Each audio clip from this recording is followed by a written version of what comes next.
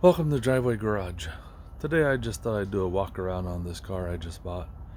I'm going to do a little work on it, then I'm going to sell it to my stepson's best friend. Hopefully we get the overheating problem fixed. So I'll just give you a quick walk around on it.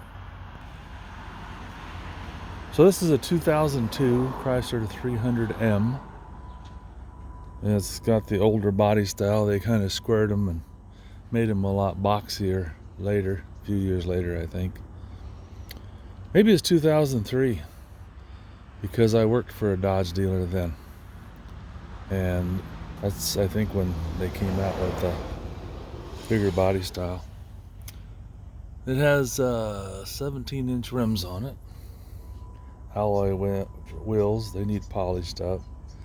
Now, this car has been sitting for months and months and months because of the overheating issue. And the original owner was an older person, and they had a few oopses. Scraped the side down there. Typical.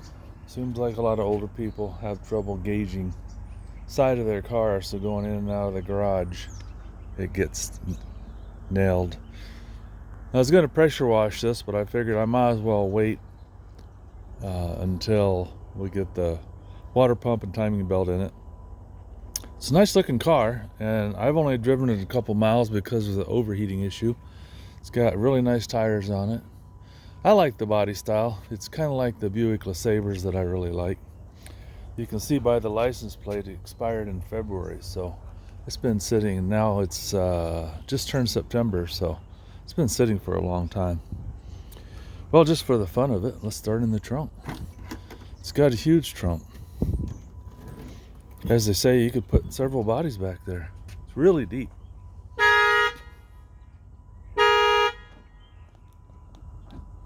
Goes way back. I guess they don't like you unlocking the trunk without unlocking the car. I haven't looked at it, but I'm assuming it's got a full-size spare tire there. I guess we could find out real quick. Lefty loosey, righty tighty. Okay, the cap is off. Oh, I think this got a donut tire, but it also has a cargo net that's never been used, so that's kind of cool. Now I got to reach all the way up there and get that. So lots of room in the trunk. So if you're going on a road trip, it's got a lot of room for packing luggage. It also, this is about the time where they started lowering the back of the car where the tailgate is, so you can get stuff in and out a lot easier. And it's got the hydraulics on both sides. It's got the emergency release in case a kid accidentally got stuck in the trunk. And I didn't know this because I haven't looked at the car that much, but I was watching another video, and there's a tab on the side here toward the top on the outside of the back seat. And it looks like it's what do they call that, a 30-70 split, 40-60 split maybe. So anyway, if you had to haul something long, you can fit it in the back seat, but you could still have a passenger. Or you could lower the other side and have two passengers. It also has a vent in the back on the floor and up higher. You can direct the air for heating and air conditioning. It's got power windows, locks, mirrors. Oh, I didn't check the ashtrays. That one needs change. Back in the day when everybody smoked, so it's got ashtrays on both sides. Of course, your seat belts. It's got if you look up by the handle, there's a little thing that you can pull down to hang a hanger on. And it's got the night light there. Now in the front seat, it's really well equipped for the year. It's got your power mirrors, controls are there. Click it to the left for the left mirror, to the right for the right mirror. Now this one, the mirror was knocked off and they replaced it, and they never got the little speaker back on. If you look at the other side over there, there's a speaker right there.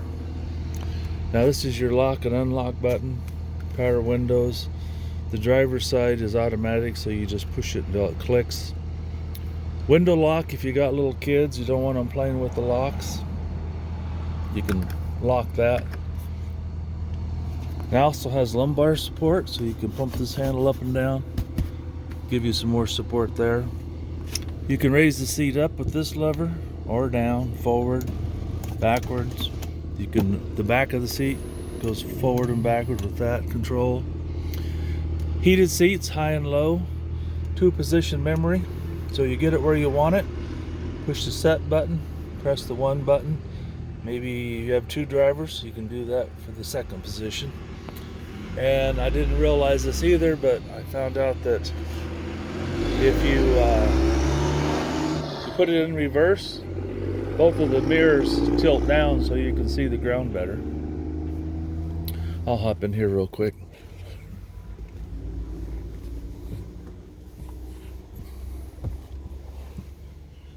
It's got a vanity mirror on both sides.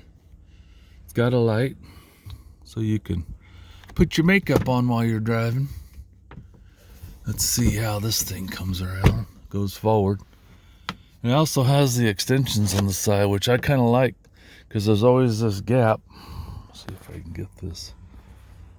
There's always this gap on the side where the sun hits you in the eye. It does me anyway. So with that extender, you don't have to worry about that. Now most of these, in order to lock them, you go toward the front of the car, but this one you pull back. Not sure if I like that. It's got a 3-position, 3 buttons for garage door openers, security gates, that kind of thing. And it looks like, I haven't tried it, but you can keep track of your gas mileage up here. Let me get the key out. We'll shut the door so it's not beeping constantly.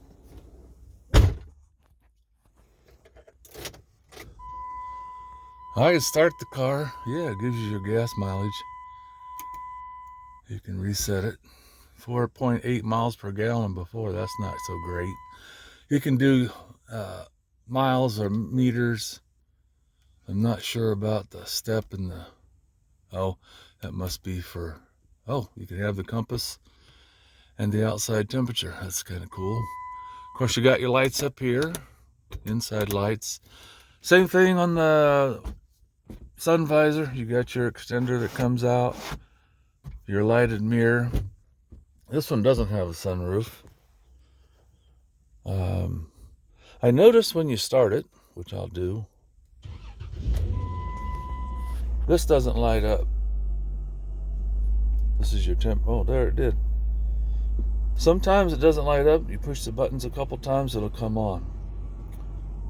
It's got your automatic, your off, temperature control, air conditioner. If it's really cold, you can recycle it. Vent, floor, vent defrost, vent and floor, defrost only, rear defrost, AM, FM, CD player. This is your balance left or right, your fade front and back, bass and treble.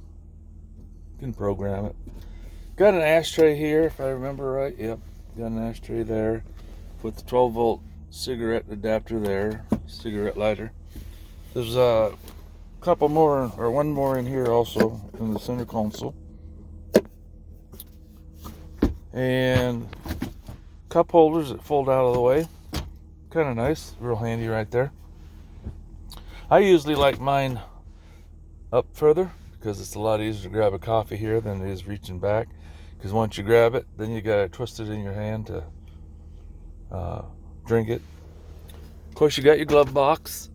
It's got a lot of room in there, and you can lock it with the key. Airbags on both sides, of course. And let's see, we got the gas gauge on the left, RPMs on the second to the left, speedometer, temperature gauge. This one, you drive it for about 5 or 10 minutes, it'll overheat. I replaced the thermostat, but that wasn't it. And then I watched some videos, and this is the way to tell if your water pump's bad. If you get your car to operating temperature, you turn your heat on inside and you don't have much warm air coming out, your water pump's probably bad because it's not circulating the water through the heater core in your dash. So it was easier to start off with the thermostat, so that's what I did. What else? You can shut your traction control off, so if you want to burn rubber, I guess. Maybe if you get stuck, help you get out. There's a button here. You can push that to open the trunk. Your brake, you push the emergency brake down. This is the brake release. And then your hood release is right down there. I'll go ahead and shut this off. You've got an automatic dimming mirror, so if somebody's got the bright lights on, you can just put that on automatic. Got a nice little clock up here. Now, when I bought the car, it was off on time. I found out that the left button is reverse and the right button is forward, so you can change the clock forward, backwards, get it where it needs to be. It's got power seats on both sides. Oh, something that's kind of cool. It's got a slapstick transmission. So regular automatic, but you bring it all the way back and you can downshift to the left and upshift to the right. So when you're driving, you can just tap on the steering wheel and drive it like a manual. You just don't have to worry about the clutch. So that's kind of cool. I've got that in my Lexus RX 300. It's 20 years old with almost 300,000 miles. But I don't use it much because I have a tendency to forget to shift. So I start off in first. Next thing you know, the thing's up to 3,000 RPMs. So most of the time I just leave it in automatic. But I do use it occasionally going downhill to help the car slow down. Keeps you from going over the speed limit. Now just to the left of center is your hood release. Put your hand straight in. You'll feel it lift up on it. It's got hood struts on both sides. Now this is the 3.5 liter high output engine. Like I said, I've only driven it a couple miles. I can't wait to get the overheating problem fixed so I can take it out on the highway and see how it does. One of the worst things about this car, now I just changed the oil and because it's been sitting for so long. And then I did a compression check, so I took out all the coils and the spark plugs and checked those. The battery is in a real bad place, right down in there. I guess you can pull it out by taking the air box off. The guy I bought it from, looks like they lost a bolt, nice and shiny. The guy I bought it from took the wheel off and the wheel housing cover in there to get the battery out, I guess. I haven't messed with it, so I don't know. This is where you check your oil. This is where you add your oil. If you need to jump start it or somebody else, there's a negative battery terminal hookup. And you got a positive one here, I'm guessing. How does that work? Must pull off of there. Anyway, you should have a positive terminal under there. Maybe nobody's ever taken it off. This is your air box where your air filter is. And then this is just some extra air storage. It all goes back into there and goes into your throttle body, into the car. Oh, let's see. Power steering fluid goes in here. The window washer goes in here. Window washer fluid. This is a fuse box. This is your radiator cap. So if you need to add coolant, take this off. Don't do it while it's hot. This one got really hot. It was just steaming around there. Now, if you ever have to add coolant and bleed it, there's a 10 millimeter bolt right there. It's a bleeder valve. You open that up just a little bit and the air will come out of there if there's any air in there. It's a good way to get the air out if you have to, maybe you're flushing the system or whatever. And then your brake fluid goes in right there. What else can I tell you about it? These headlights, as you can see, probably doesn't show up so much in the camera, but they're really faded. They need to be, that one really shows, they need to be polished. And what I usually do is 1,000 grit, 2,000 grit, 3,000 grit, then some rubbing compound, some polishing compound.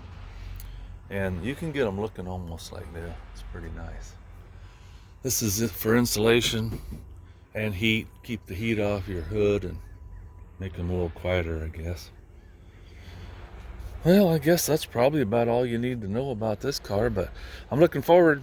Monday, mechanic's coming over to put in the water pump and new timing belt. It does have fog lights down there. I haven't tried them out. And whoever owned it originally snagged it on something a couple times and cracked the bumper here and over there. It's been glued up. But the rest of the bumpers are good. Didn't look like they hit anything. They just must have went over one of those concrete barriers and then backed out and caught it. Okay, well, I hope this helps you out if you're thinking about buying one, or if you just want to know what they're like. Maybe once I get it fixed, I'll try to go on a road trip, just a short one, to give you my take on how it drives and handles, but I'm sure it'll be nice. It's a bigger car, ever made for comfort, and they're pretty quiet, a little thicker glass, and pretty aerodynamic also. This should get in the high 20s on gas mileage. I've had a couple Buick LeSabres with a 3.8, and I could get 30 to 35 miles a gallon on the highway, which is pretty good for a big car. Thanks for watching. If you have any questions or comments, or if I missed something, feel free to put it in the comment section. And you're welcome to like, share, and subscribe. Thank you.